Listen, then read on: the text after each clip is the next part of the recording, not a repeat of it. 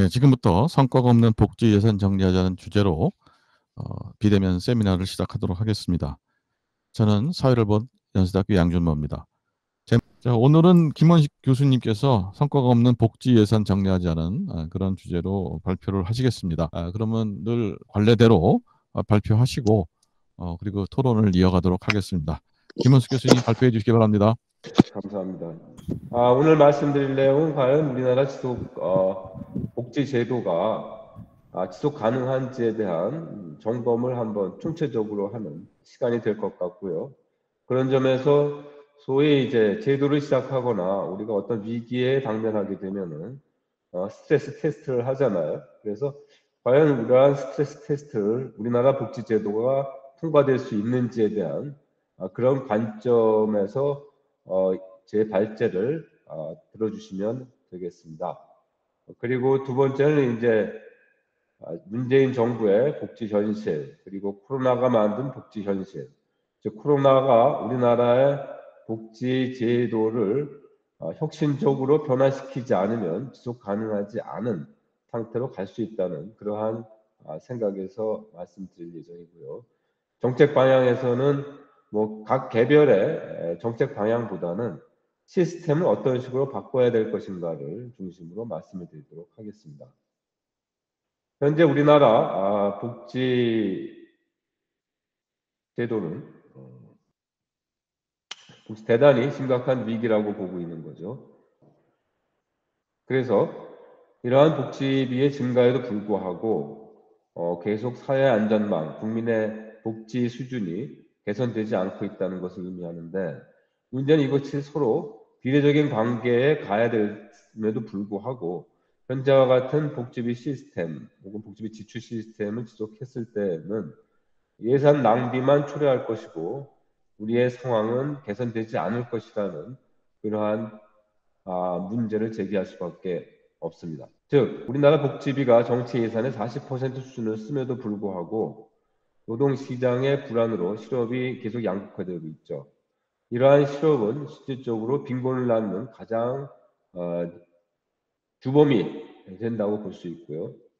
또 정부는 다양한 부문에 복지 지출을 하고 있다고 얘기하지만은 실질적으로 복지 불만족이 심화되고 있는 것이 현실입니다. 국민들은 질적인 개선을 요구함에도 불구하고 자기의 욕구를 만족시키지 못하는 단순히 돈을 주고 해결하는 그러한 양적 확대에 불과하다, 이렇게 말씀드릴 수 있고요. 또 하나의 심각한 문제는 우리나라 국민들의 주관적 복지 불만족 비율이 20%에 달한다는 것입니다. OECD 주요 선진국의 2배 수준 정도. 또 이러한 복지비 부담이 정부 재정을 악화시키고 국가 채무를 증가시키고 있어서 향후에 이러한 부담들이 전부 다음 세대에 전가될 가능성이 굉장히 높다는 것입니다. 또 하나는 이러한 복지비 지출이 늘어나고 복지제도가 늘어나면서 복지 관리비, 즉 정부 행정비용이 계속 늘어나고 있습니다. 정부 행정비용의 증가는 한편으로는 세수의 증대 필요성을 높일 뿐 아니라 실질적으로는 공공부문의 비중을 높임으로써 성장률을 저하시키는 심각한 부작용을 낳을 수가 있습니다. 이러한 문제들이 발생될 수밖에 없는 것은 전 3가지로 요약을 할 수 있는데요. 첫 번째는 복지 사각지대를 관리하지 못하고 있다. 두 번째는 정부 부처 간 혹은 중앙정부와 자치단체 간 포퓰리즘 복지 경쟁으로 인해서 중복급여가 심각하게 발생하고 있다. 세 번째는 사중적 제도로서 아무런 효과 없는 제도들을 단순히 명분에 입각해서 도입을 함에 따라서 복지비 지출을 낳고 있다는 것입니다. 즉, 민간 부분에서 충분히 할 수 있는 일들을 정부가 일부러 끌고 와서 정부가 한다는 식으로, 정부가 책임지겠다는 식의 그러한 정책들이 도입되고 있습니다. 예를 들면 최저임금제가 그렇다고 볼 수 있고요. 고교 의무교육 같은 경우에 있어서는 실질적으로 근로자들 같은 경우에 있어서는 기업 복지 차원에서 학비를 지원하고 있거든요. 잘 나가는 제도를 굳이 정부가 의무교육이라는 이름으로 갖고 와서 오히려 기업들은 복지비를 근로자들의 교육비 지원을 줄일 수가 있고, 그럼에도 불구하고 각 당사자들은 아무런 혜택의 변화가 없다는 거죠. 뭐 이러한 개념들을 저는 사중적 제도라고 정의하고 싶습니다. 다음은 5대 사회보험 제도는 도입된 이후 거의 개혁이 없는 상태에서 지금까지 진행되고 있고 이들의 적자 요인들이 계속 누적되고 있다. 이렇게 말씀드릴 수 있습니다. 또 기초생활보장제도에 있어서도 이미 20년 이상 도입되었음에도 불구하고 더 나아가서 국민들은 기본소득 등을 요구하고 있는데 실질적으로 보면 기초생활보장제도가 기본소득의 원형이 아닌가 저는 그렇게 보고 있습니다. 지속 가능한 복지의 개념은 저는 5가지의 테스트가 필요하다. 복지비 지출이 빈곤율을 줄이고 있느냐? 두 번째는 복지비 지출이 양극화를 해소하고 있느냐? 아니죠.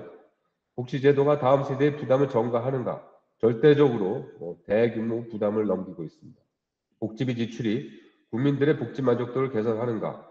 아까 말씀드렸듯이 전혀 개선시키지 못하고 있는 것으로 보고 있고요.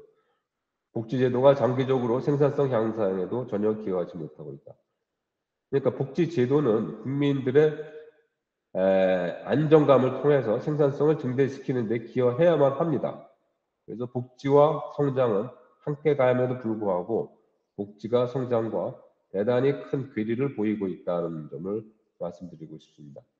이러한 스트레스 테스트 관점에서 다음 내용들을 좀 우리가 살펴볼 필요가 있습니다. 정부의 보건복지 노동, 흔히 이제 복지 예산이라고 보는데요. 지금까지 지속적으로 높아지고 있고요. 학령 인구가 감소함에도 불구하고 교육 예산도 계속 증가하고 있음을 여러분들이 보실 수 있습니다. 복지 재분배 효과인데 2017년 최근 자료이기 때문에 저희들이 모을 수 있는 자료이기 때문에 OECD 자료입니다. 이 기준으로 봤을 때 우리나라 빈곤율은 2010년 기준에서 2017% 15%로 줄었습니다. 2017년 같은 경우에서는 20%에서 17%로 줄었죠. 그러니까 꼭 우리가 한편으로 보면 소득 재분배 목적의 복지 예산을 163조를 쓰고 있는데 불과 빈곤율은 3%를 낮춘다는 얘기니까 1%의 빈곤율을 낮추는데 50조 원을 쓰고 있다. 이렇게 보십니다. 과연 이것이 정상적인 복지 제도인가? 복지 시스템을 우리가 가지고 있는가를 자문할 수밖에 없는 그러한 지표라고 말씀드릴 수 있습니다. 소득 재분배 효과에 있어서도 다른 나라에 비해서 매우 비효율적인 소득 재분배 효과를 보이고 있음을 보실 수 있습니다.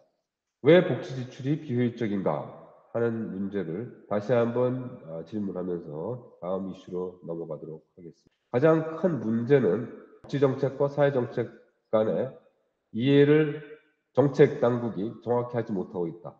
국민들 역시 마치 사회정책을 복지정책으로 착각을 하고 있다. 이렇게 말씀드릴 수 있습니다. 복지제도라는 것은 빈곤을 해결하기 위한 제도입니다. 그래서 선택적인 제도일 수밖에 없고요. 사회정책이라는 것은 사회 발전 정책으로서 보편적 제도화되어야 되는 제도라고 말씀드릴 수 있습니다. 한편으로 보면 지금 정부가 수행하고 있는 거의 모든 제도는 사회정책이라고 봐야 될 것입니다. 사회정책이라는 것은 반드시 사회 발전에 혹은 사회 안정에 기여함에도 불구하고 현재 정부가 수행하고 있는 사회정책, 즉 복지제도는 명목상의 복지제도입니다. 복지제도는 전혀 그러한 기여를 하지 못하고 있다. 이렇게 말씀드립니다. 보편적 복지 위중성 관점에서 보면은 전혀 개인들의 다양한 욕구를 만족시키지 못하고 있고요. 오히려 비빈곤층에 대한 혹은 중산층에 대한 대책으로 집중되고 있습니다. 또 한편으로는 취약계층 지원에 특호 유인이 낮다는 이유로 해서 이들이 무시되고 있고요. 사회보험은 근본적으로 소득 재분배를 효과적으로 수행할 수 없는 제도임에도 불구하고 마치 사회보험이 소득 재분배를 혹은 빈곤을 해결할 수 있는 제도로 호도하고 있습니다. 또한 복지 이해관계자, 즉 기득권자들의 이해상충이 매우 심각합니다. 이에 따른 복지 예산의 누수가 심각합니다. 정부 부처 간 역할 중복 관점에서도 복지정책은 보건복지부, 실적으로 사회정책은 기획재정부나 고용노동부나 교육부, 산업자원부 등의 이러한 통합적인 역할 분담이 필요함에도 불구하고 집중도가 필요함에도 불구하고 이러한 일들이 중복적으로 도입되고 있다. 이렇게 말씀드릴 수 있습니다. 상용적 복지제에 대해서 말씀드렸고 국민들의 이러한 인식을 좀 바꿔야 되겠다. 이에 관련된 인식을 바꿔야 되겠다. 중산층이 빈곤층이라고 생각하고 복지정책의 대상이라고 생각하는 심각한 문제를 갖고 있습니다. 문재인 정부의 문제를 몇 가지 지적을 하도록 하겠습니다. 정부 예산의 48%를 복지 부문에 사용함에 있어서도 국민들의 생활 안정이 개선되지 않고요. 더 나아가서는 노동시장의 불황으로 해서 오히려 더 양극화나 빈곤화를 심화시키고 있습니다. 즉, 국민들의 생활 안정은 사실상 제도의 혁신으로만 생산이 가능하다고 말씀드릴 수 있습니다. 복지비 부담이 실질적으로 국가 부채의 증가로 전이되고 있습니다. 현재 재정 적자에 기여하는 복지 부분은 거의 50%를 넘고 있다고 말씀드릴 수 있고요. 또 한편으로는 국민들의 복지 부담이 한계에 이르고 있습니다. 지난 7년 동안 지속적으로 국민 부담률이 상승해 왔는데 이러한 나라를 선진국에서는 사실상 볼 수 없다. 매우 드문 케이스다. 이렇게 말씀드리겠습니다. 중앙부처와 중앙부처 간의 포퓰리즘 복지 경쟁이 심각합니다. 여러분 지금 보시는 바와 같이 노인 일자리라든지 청년 일자리라든지 등 관련해서 사실상 중앙정부가 통제할 수 없는 수준의 자치단체 복지가 이루어지고 있고요. 이에 관련해서는 법으로 서로 중복되지 않도록 노력을 하였음에도 불구하고 문재인 정부에서는 이러한 노력이 거의 일어나지 않고 있습니다. 거품 물타기 제도가 많다. 말씀을 드릴 수 있는 것이 저출산 예산임에도 불구하고 그렇게 얘기를 해놓고 한편으로는 관광 활성화라든지 국내 관광 관련된 자원까지도 저출산 예산이라고 편성을 해서 예산을 관리하고 있습니다. 즉 보다 집중적인 저출산 관련 제도를 시행함에도 불구하고 그러한 노력은 하지 않고 각 부처들이 자기의 필요에 맞는 그러한 정책들만을 만들어내고 있다. 이렇게 말씀드리겠습니다. 고대 사회보험의 재정 부실화 문제도 국민연금 같은 경우에 있어서는 사실상 4차 재정 재계산이 끝나면 실질적으로 국민연금의 개혁, 부분적 개혁이라도 이루어짐에도 불구하고 그러한 노력은 전혀 일어나지 않고요. 건강보험에 있어서도 건강보험 진료비가 계속 증가하고 있는데 한편으로는 정부는 이러한 의료비 지원을 위한 의료비 지출을 줄이려는 노력을 거의 하지 않고 있다. 원격 의료라든지 DRG, 포괄수가제를 통한 의료비 절감, 진료 체계의 개혁 등은 거의 이루어지지 않고 있습니다. 산재보험에 있어서도 최근에 중대재해에 관련된 중대재해법이 도입이 됐습니다만은 사실은 산재보험에 있어서 혹은 산재 문제에 있어서 가장 핵심적인 것은 사망률입니다. 맞습니다. 그러나 이러한 사망률이 줄지 않고 있다는 것은 실질적으로 산재보험이 제 역할을 하지 못하고 있다라고 단정 지을 수밖에 없고요. 또 한편으로 이러한 산재 사망이 많다는 것은 한편으로 숨은 산재 사고들이 많다라는 것으로 우리가 이야기를 할 수 있습니다. 그러니까 산재 환자들이 직접 산재보험의 혜택을 받는 것이 아니라 산재를 감추고 건강보험에 전부 다 혜택을 받고 있다는 거죠. 그러니까 건강보험은 공연히 산재보험의 창구처럼 그렇게 된 것이 현실입니다. 고용보험에 있어서도 여러분들이 보시는 바와 같이 지속적으로 실업자들에 대한 도덕적 해이를 유발하고 있습니다. 즉, 다른 나라의 경우에 있어서도 고용보험의 혜택이 늘어나면 늘어날수록 근로자들은 취업을 기피하고 실업급여가 떨어져야 비로소 취업을 하는 그러한 현상들이 지속적으로 일어나고 있습니다. 기초생활보장제도의 도입, 빈곤율이 감소하지 않고 있습니다. 기초생활보장제도의 목적은 빈곤을 억제하는 것입니다. 정부의 소득 재분배 정책이 거꾸로 소득 재분배를 악화시키고 있음을 말씀드릴 수 있습니다. 즉, 우리가 정상적으로 생각해도 보편적 소득이라는 개념은 비빈곤층에게 지원을 하는 것이기 때문에 기존의 소득 재분배 정책을 완전히 형해화시키는 그러한 제도라고 말씀드릴 수 있습니다. 다음 양극화 문제는 이러한 최근에 코로나로 인해서 대단히 심각해지고 있고요. 또 양극화라는 것을 우리는 단순히 소득의 양극화만 이야기를 하고 있는데 사실은 그 내용을 보면 매우 다양한 디멘전의 양극화가 존재하고 있습니다. 대기업, 영세 중소기업, 대면기업, 비대면기업, ICT, 전통기업. 개인에 있어서도 대기업, 정규직, 중소기업, 비정규직, 자산계층, 근로계층, 자가보유자, 무주택자 등등 이런. 그러니까 이제는 복지 문제가 단순히 전체 하나의 단순한 평면화된 문제가 아니라 매우 다면적으로 접근하지 않으면 우리나라 양극화나 복지 문제는 해결될 수 없다. 이렇게 말씀드릴 수 있습니다.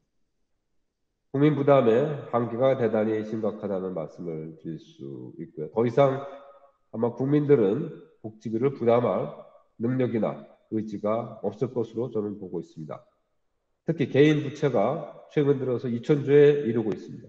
이것은 다음 세대에 바로 전가되는 것이고 이러한 개인 부채 문제는 사실은 다음 세대까지 자기 자식에까지 이어지는 거죠. 그러니까 소위 부채는 빚은 지옥까지 따라간다라는 말 우리가 항상 명심해야 될 것이라고 저는 생각합니다. 사회안전망의 위기는 비정규직의 보험가입률이 줄지 않고 있다라는 말씀으로 요약될 수 있고요. 비빈곤층의 복지 소외 문제는 여기에서 공적 이전이 저소득층과 중소득층 다른 소득 분위별로 봤을 때요. 오히려 이 분위가 공적 이전이 더 많죠. 여기서 이제 수준의 문제가 아니라 성장률의 문제입니다. 전년도에 비교했을 때 1분위의 증가율이 가장 낮고요. 그 다음 2분위, 3분위, 4분위가 더 높습니다. 그러니까 코로나로 인해서 정부가 지원을 해주는데 1분위는 실질적으로 저소득층은 다른 소득계층에 비해서 소외되었다 이렇게 말씀드렸습니다. 지금 현재 코로나 지원 정책이 얼마나 심각한 문제를 낳고 있는가를 알 수 있습니다. 2차 추경의 문제도 이러한 관점에서 전 국민에 대한 지원이 아니라 저소득층에 대한 지원에 집중돼야 될 것이고요. 더 나아가서는 소상공인들에게 피해가 많은 소상공인들에게 지원이 집중돼야 될 것이다 이렇게 생각을 합니다. 코로나로 인한 복지 현실의 변화 간단히 말씀드리겠습니다. 건강 및 의료에 대한 관심이 굉장히 높아졌습니다. 그리고 재택근무가 늘어남에 따라 주택 활용도가 등단히 그에 대한 관심이 높아졌다는 점을 말씀드릴 수 있고요. 그래서 이제 주택 정책도 복지 정책의 핵심 정책으로 포함되어야 될 필요가 있다. 또 한편으로는 이번 계기를 통해서 국민들의 정보 의존도가 굉장히 높아졌습니다. 그래서 재난지원금에 대한 차등 지원에 대해서 국민들의 여론이 그다지 좋지 않은 점, 이러한 점들이 우려됩니다. 노동시장이 신산업이나 수출산 중심으로 개편되면서 근로자들의 양극화가 심각하고요. 따라서 근로자들에 대한 직업훈련 혹은 이들의 그 생활 패턴에 대한 보다 깊은 관심이 필요하고 비대면 교육이 늘어나면서 교육시장이 급격하게 변화되고 있음을 우리가 이해하고 이에 대한 대응을 세워야 할 것입니다. 또 다른 문제는 정부 의존도가 높아지면서도 정부에 대한 신뢰도가 높아져야 되는데 거꾸로 정부에 대한 신뢰도가 더 하락하고 있는 이러한 문제들을 우리가 향후 복지정책의 개혁에서 보다 깊이 살펴봐야 될 부분입니다. 이 내용은 우리나라 복지 시스템을 총체적으로 정리한 내용입니다. 외곽은 노동시장은 산업이라는 것을 의미할 수 있고요. 가운데에는 기초생활 보장제도, 그 다음에 중간은 이 부분은 공적보험, 그리고 산업과 공적보험 사이에 민영건강보험, 민영보험들이 위치하고 있습니다. 한편으로 보면 산업사회의 성장 그 자체가 복지라는 말로 표현할 수가 있겠습니다. 우선 그 정책 방향의 관점에서 복지사각지대 해소 문제는 현재 현금 급여 중심에서 이제는 질적 서비스 중심으로 전환해야 된다. 기본 소득이 필요한 것이 아니라 이제 기본 서비스가 필요하다는 말씀을 드릴 수 있고요. 그에 따른 공급은 공공과 민간의 믹스, 퍼블릭 프라이빗 믹스를 통해서 이루어져야 될 것이다. 이렇게 말씀드립니다. 빈곤 가구에 대한 모니터링 시스템을 구축할 필요가 있고요. 플레이 오브 페이 시스템.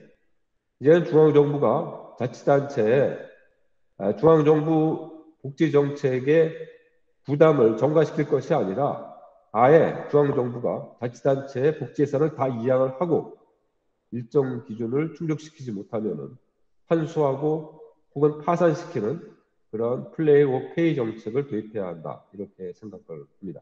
그리고 교부금에 있어서도 빈곤 인구 억제 목표를 설정하고 그에 따른 차등 자치단체 교부금을 도입할 필요가 있다. 중복복지의 조정에 있어서는 각 부처의 복지 관련 업무를 조정할 수 있는 컨트롤 타워를 만들 필요가 있고 그러한 관점에서 사회보장청이라든지 사회보장위원회를 만드는 것이 필요하고요. 그에 대한 권한을 부여할 필요가 있다. 이렇게 말씀드릴 수 있겠습니다. 유사 업무의 조정 당연히 필요할 것이고 또 한편으로는 개인별 투명한 공적 이전 정보통합 시스템이 있다. 400개 한 개인이 복지 제도를 완전히 소화하게 되면 약 4천만 원 정도에 든다고 합니다. 4천만 원을 이전 소득을 얻을 수 있다고 합니다. 말이 안 되는 거죠, 한마디로. 그래서 개인별로 얻을 수 있는 공적 이전 금액을 상한제를 설정하고 그 이상에 대해서는 혜택을 제한하는 것을 제한합니다. 사회보험 시스템의 조정에 있어서는 사회보험료의 징수를 국세청으로 이제는 이정할 때가 됐다고 보고요. 건강보험과 산재보험 말씀드렸습니다만은 환자 진료 체계를 이제는 통합해서 관리해야 된다. 건강보험과 노인 장기 요양보험의 기능을 통합한 노인 건강보험 도입, 즉 미국의 메디케어 시스템을 도입할 필요가 있습니다. 사회보험청 신설, 광역자치단체별로 재정을 분리하는 사회보험 시스템이 필요합니다. 5천만 인구를 하나의 제도에 획일적으로 관리하는 것은 대단히 심각한 역차별이 이루어질 수가 있습니다. 서울 건강보험 같은 경우에 있어서는 당연히 수도권에 있는 가입자들이 가장 큰 혜택을 보겠죠. 병원과 의원이 가까우니까요. 그러나 시골이라든지 혹은 제주도에 있는 주민들은 어떻게든지 비행기를 타고 서울까지 와서 진료를 받아야 되는 이러한 문제들이 있습니다. 자치단체별로 자기의 특성에 맞는 복지 시스템을 갖도록 이제는 분리 운영을 해야 된다고 생각을 합니다.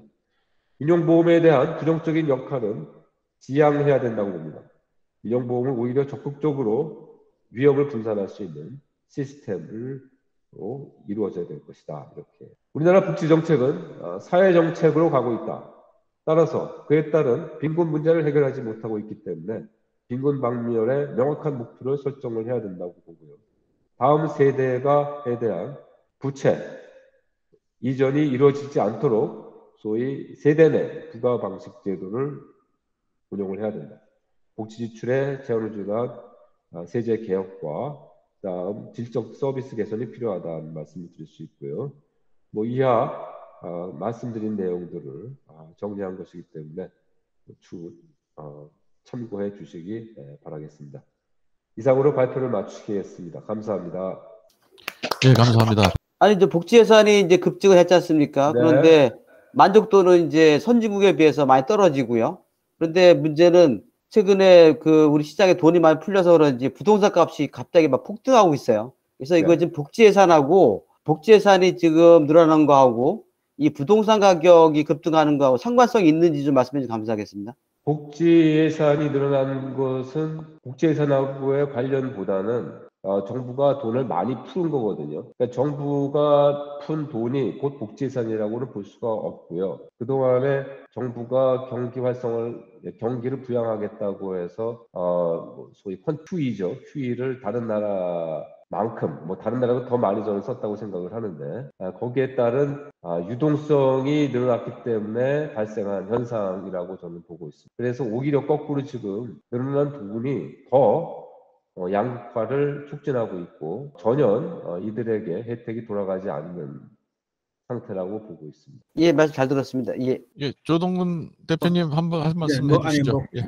뭐 그런 시각이라면은 뭐 글쎄 집값 안정이 최고의 복지 정책 아닙니까? 그렇죠? have or have not. 거기 보면 디지털 have or have not, 하우싱 have or have not 뭐 다 똑같이 들어가는데 지금 사실은 집값이 올라가면서 보면 집을 가진 사람들은 그대로예요, 위치가. 그리고 걔네 그 세금만 더 늘었잖아요. 하지만 집을 가진 사람과 갖지 않은 사람, 그러니까 하우싱 have or have not 엄청난 차이가 나고, 그러면 그 복지 차이는 뭐 그러니까 사실 별개인 것처럼 보이는 것 같지만은 글쎄 뭐 물가 안정도 뭐 중요하지만 하여튼 이제 주거복지 차원에서 주택 가격을 안정시키는 것이 최고의 복지 정책이다라는 생각이 좀 들고요. 그리고 이왕 제가 말씀한 김에 다시 또 얘기하면 또 다른 분한테 좀 방해가 될 테니까 이게 더 어려네요. 아까 그 김원식 교수님 말씀하신 대로 뭐 우리가 이제 결국은 뭐 수급이니까 이 자체가 그러면 이제 국민 부담률이 아까 얼마까지 27%까지 올라갔나 맞죠? 그렇죠? 그렇죠? 그러면 그게 꼭지란 말이야, 꼭지.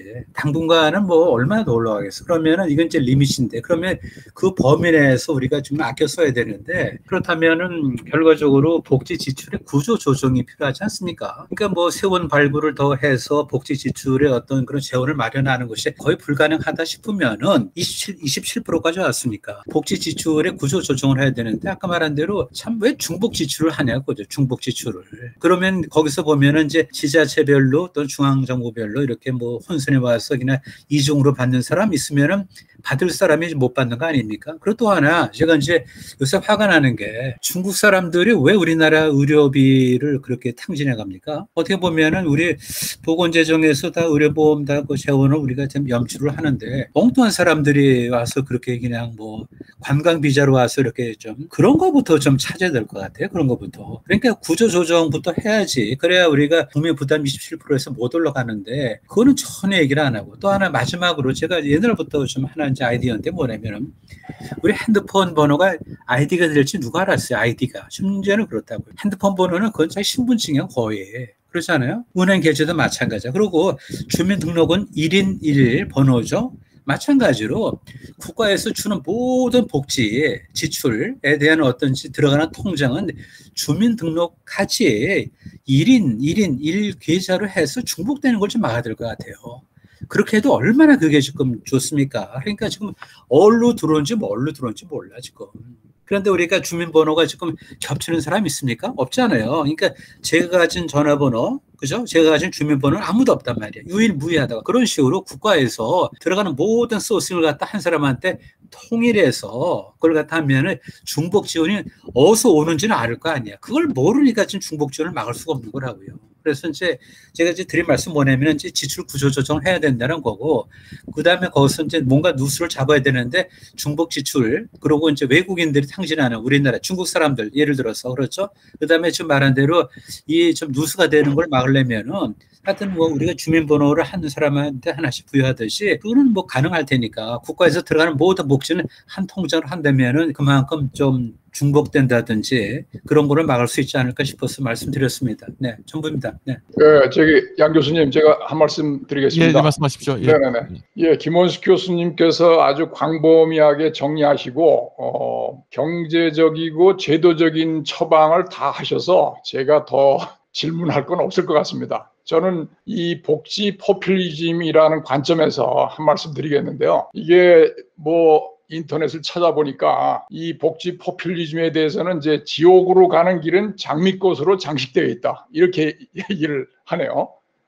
이게 이제 정치인들의 권력력 그리고 대중의 모럴 해저드 이기주의가 결합돼서 아주 현대 민주주의가 굉장히 위기를 지금 낳고 있다고 생각을 합니다. 더군다나 우리는 뭐 장미꽃도 아니고 롤러코스터를 타고 이 절벽 밑으로 떠내려가는 그런 형국을 지금 맞고 있고, 결국은 제가 보기에는 현 정부가 이 사회주의 정책을 하면서 국가 권력을 극대화하고 무차별 현금 살포를 통해서 국민 의식을 마비를 시키고, 그런데 거기에 대한 정밀한 분석과 그런 것 없이 그야말로 보편적 무상복지라는 이런 그 무지막지한 걸 들고 나오는데, 오늘 재밌는 기사가 나왔어요. 홍남기 부총리는 그 국민의 80%만 지원을 해야 된다고 그러고 집권 야당은 100%를 해야 된다 된다 그러는데 집권 여당이 홍남기 부총리를 아주 잡아먹으려고 지금 뭐 엄청난 그 욕을 해대면서 그렇게 압박을 하고 있더라고요. 참 이게 같은 집권 그 정부 내에서 아이러니한 일인데, 그러면 이런 정부의 이 무차별 이 살포를 어떻게 막을 것이냐, 이거는 뭐 정치의 개혁밖에 없다고 생각합니다. 우리 경제학자들이 처방을 해서 될 일이 아닌 것 같고, 저는 그래서 보니까 이제 근본적으로 헌법에 균형 예산 조항이나 이런 그 복지 포퓰리즘을 막을 수 있는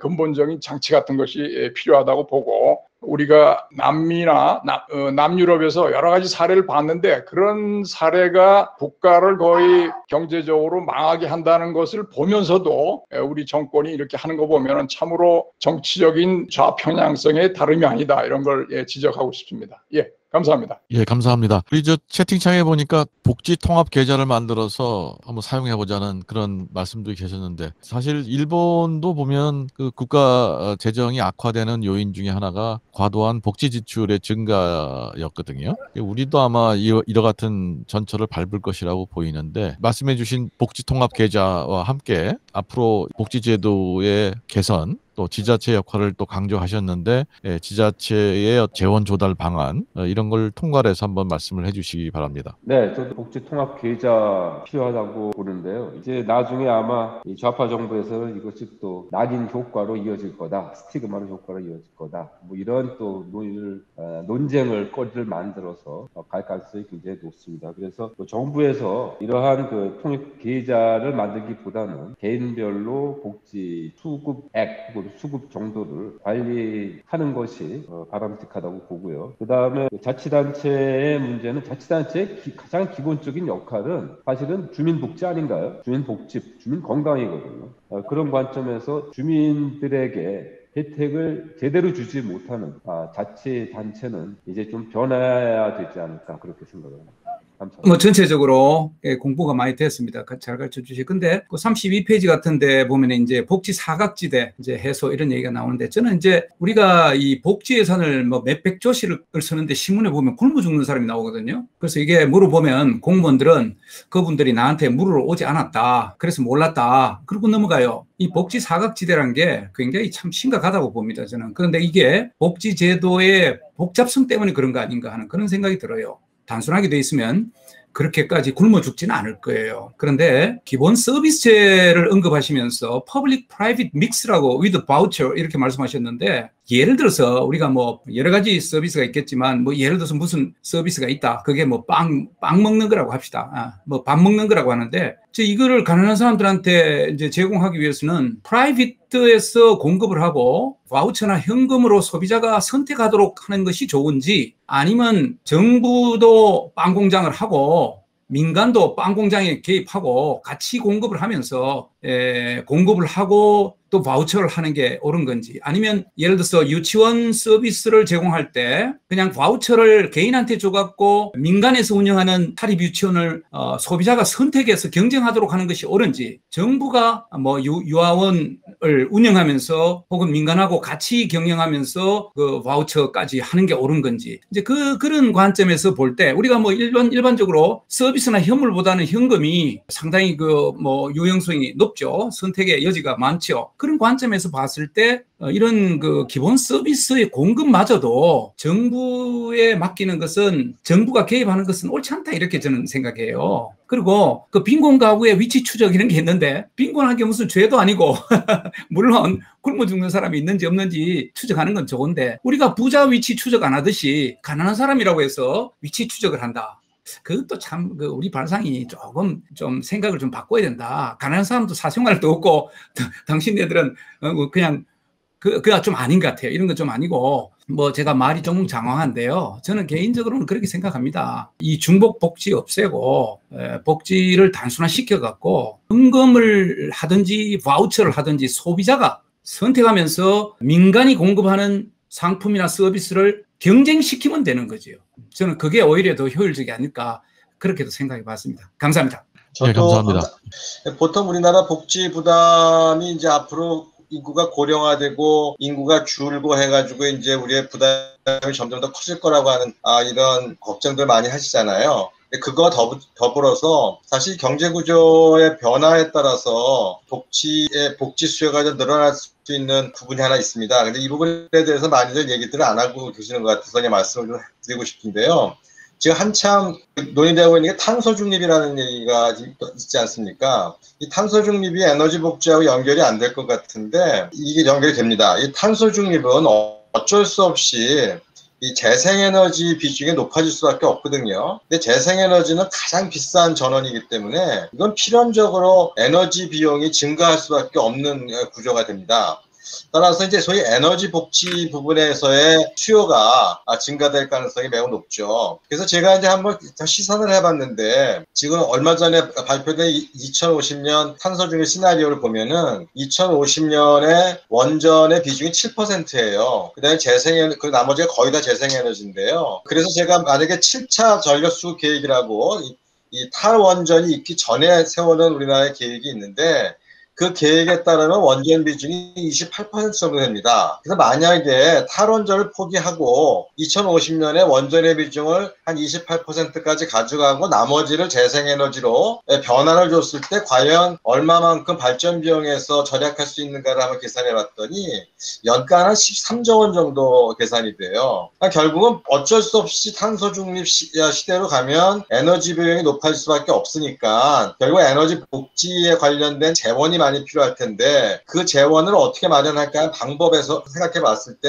이 재원을 마련하기 위해서라도 탈원전을 포기하고 원전을 어느 정도 수준까지를 유지하는 것이 우리나라 복지에도 도움이 될 수 있다라는 그런 생각이 들었습니다. 그래서 복지하고 좀 생뚱맞아 보이지만 복지라는 이 이슈와 탄소 중립이라는 이슈가 이렇게 연결될 수 있다는 것을 좀 말씀드리고 싶습니다. 이상입니다. 예, 이어서 이천배 교수님 질문 받고 답변해 주시기 바랍니다. 말씀 중에 복지 네트워크 모델 그런 말씀을 하셨어요. 이것이 보고 나서 제가 느낀 거는 뭐냐면 빈곤층 혹은 가난한 계층 여기에 대해서 사회복지, 복지적인 어떤 도움 이런 것은 불가피한 거 아닙니까? 생활 능력이 없는 사람한테 도와줘야 되고요. 그런 거 하고 그다음에 이제 부자들한테는 그런 게 필요 없고 그러니까 그런 복지 네트워크 모델 속에 지금 무차별 80%를 고르기 어렵다는 단순한 이유 때문에 무차별적으로 하겠다는 이런 무지막지한 발상을 말고 복지, 기초적인 어떤 기본적인 복지를 해주는 그런 거 그리고 그런 거는 지금까지 있어 왔잖아요 우리나라에.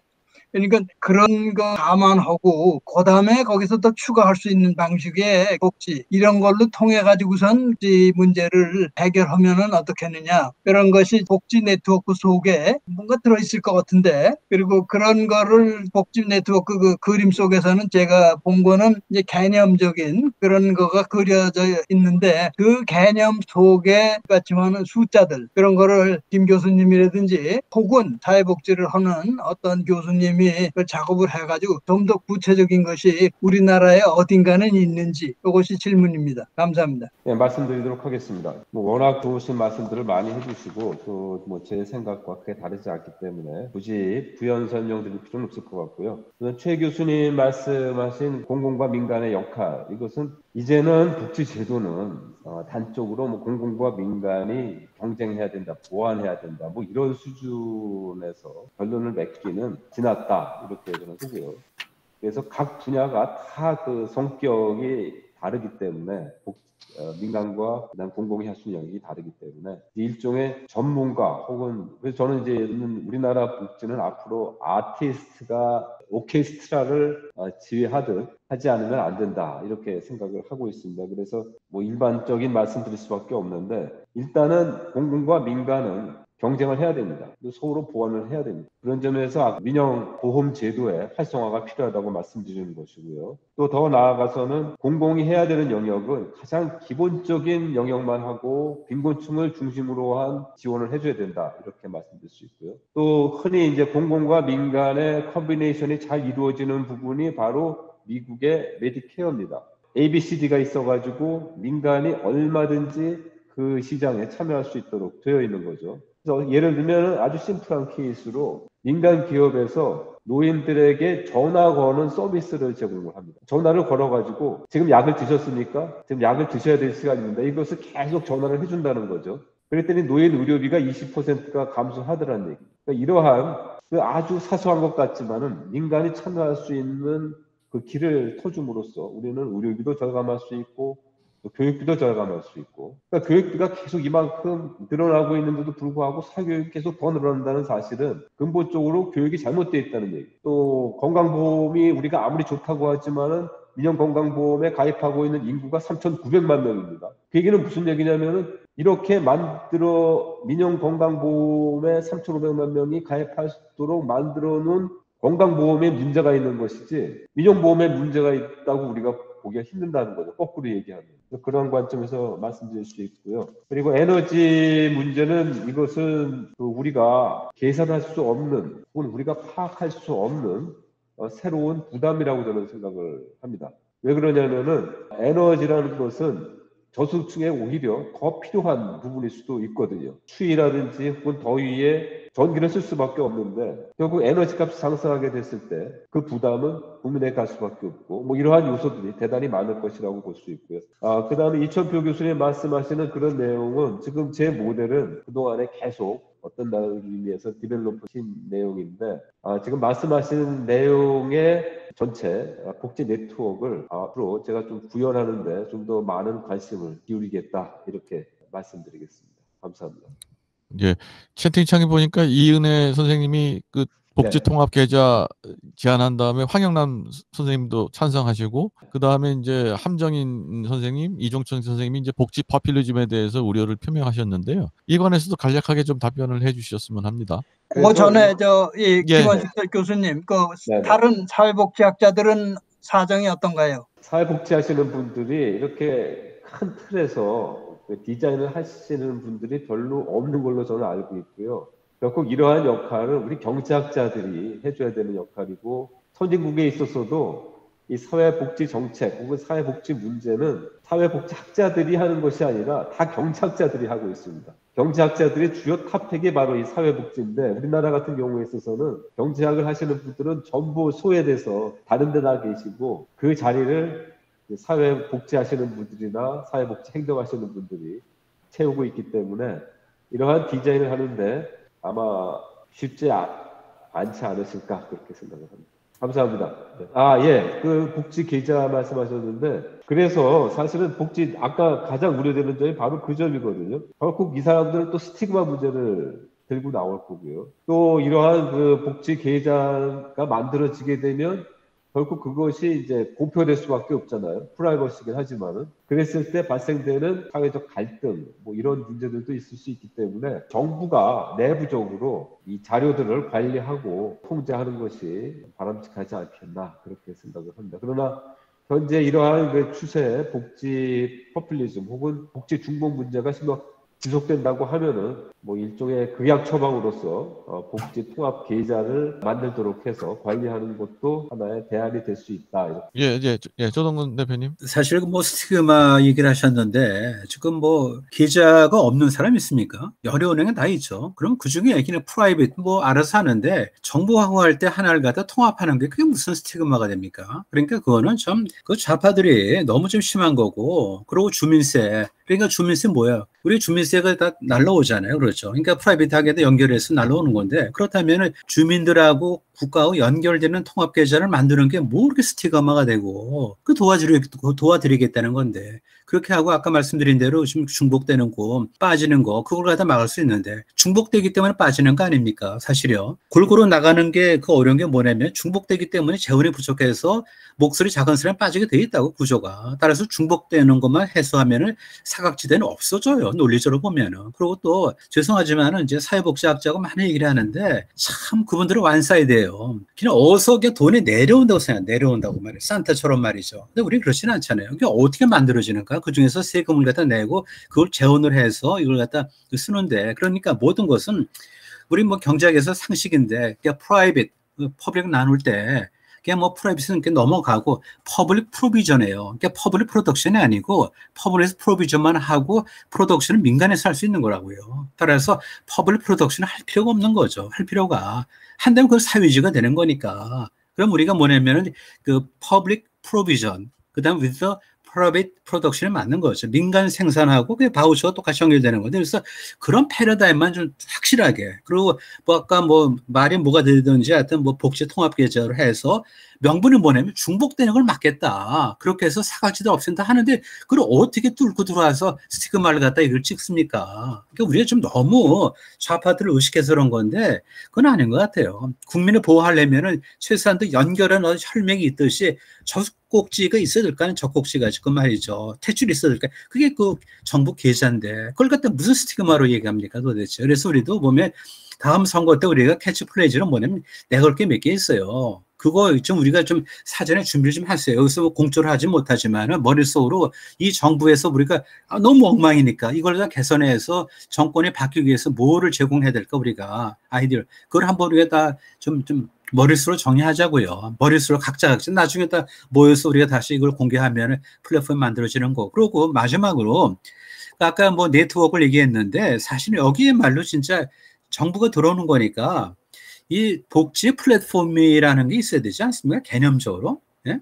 복지의 어떤 플랫폼, 그 다음 네트워킹 중요한 것처럼 사실은 플랫폼이 있어야 되는 거죠. 그러면서 거기서 민간하고 정부하고 이게 이제 분업이 되는 거고, 정부가 돈을 대더라도 퍼블릭 프로비전에 그쳐야 되고 퍼블릭 프로덕션은 안 된다 이런 거죠. 이렇게 하면은 여기서 우리가 이제 뭐 내년 뭐 대선을 위해서 우리가 이제 아이디어를 많이 거르는 그런 이제 부수 효과도 있습니다. 그것도 좀 염두에 두시면 좋겠습니다. 네. 그렇습니다. 네. 채팅창 보니까 그 최수경 선생님이 이제 복지 통합 계좌 찬성하신다고 하고, 또 조동구 선생님의 코멘트에 찬성 의사 표시를 하셨네요. 또 김민석 박사님께서는 동세대에서 복지 재정 해결하자, 이런 세대 간 이전하지 말고 이런 뜻으로 이제 질문하셨는데, 여기에 대해서 좀 간단하게 답변 주시죠. 네, 가장 시급한 문제는 연금 개혁 아닌가 싶고요. 그래서 우리가 연금 기금이 부활될 때까지 기다릴 것이 아니라 지금 빨리 보험료를 많이 올리고 그대를 낮추는 형태로 해서 국민연금 재정을 건전화시키고요. 그리고 더 나아가서는 각 개인들이 일을 더 열심히 할 수 있도록, 그리고 스스로 자립자조하는 그러한 세상을 만드는 것이 우리가 가져야 할 국가의 목표 아닌가 그렇게 생각합니다. 제가 한 가지 질문을 드리겠습니다. 지금 말씀해 주신 거는 이제 정태적인 현재 시점에서의 종합적인 이제 처방을 말씀해 주셨는데, 저는 이제 장기적으로 동태적인 문제로서 가장 심각한 것이 인구 고령화하고 이제 저출산의 문제거든요.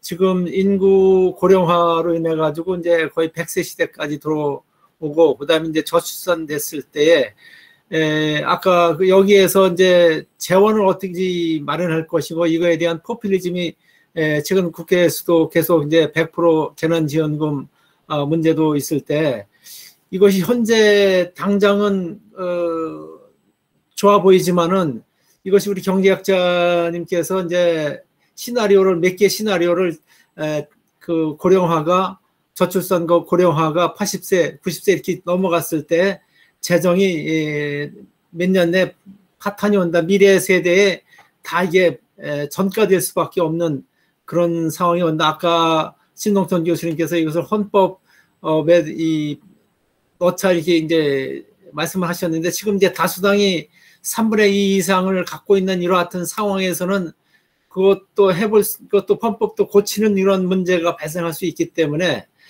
그에 대한 어떤 이 모든 것이 결국은 경제학 이외에 또 정치적인 문제로 또 해결돼야 할 문제가 있기 때문에, 그거에 대한 어떤 방안 같은 거 있으면 답변을 부탁드리겠습니다. 저는 근본적으로 그 저출산 문제는 총체적인 그 디자인이 필요하다 이렇게 생각을 하는 입장이고요. 그렇지 않고서는 해결될 수 없는 것이, 이 고령화하고 저출산 문제는 전혀 다른 문제입니다. 고령화 문제는 노인들을 그냥 어떤 의미에서는 건강 관리해주고 요양만 제대로 시켜주면 끝나는 문제라고 볼 수가 있고요. 근데 저출산 문제는 20대에서 관점에서 보면은, 혹은 자기의 100살까지의 그 인생을 디자인해야 되는 그러한 정책이거든요. 그러니까 애 낳는 거, 그다음에 주택, 그리고 또 교육, 자기의 노후, 이런 문제들이 라이프타임 보장이 되지 않으면 출산 문제는 해결되지 않는다고 저는 보고 있습니다. 그래서 안정적인 사회를 만들어 나가기 위한 국가 모델, 뭐 복지 모델뿐 아니라 국가 모델이 있지 않으면 해결될 수 없다. 저는 이렇게 말씀드릴 수가 있고요. 채팅창에 조선족 문제, 뭐 이런 문제들은 사실은 우리가 철저하게 그 보험 관리를 하면 되는데, 그 보험 시스템의 문제라고 저는 보고 있는데, 이게 fee for service다 보니까 아무나 와서 혹은 가짜 주민등록증 가지고 혹은 뭐 자기 친척의 명의로 진료를 받아도 그것을 추천의 방법이 거의 없는 거예요.